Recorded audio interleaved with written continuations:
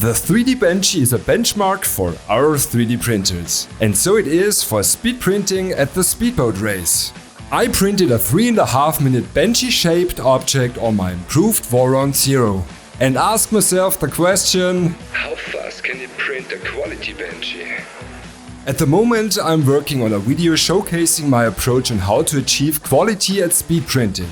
Today's video is an intermediate step, as I matched the print time of my very first speedboat, but now at quality.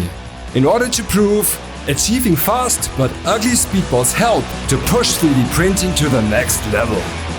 Right here on 24/7 Printing.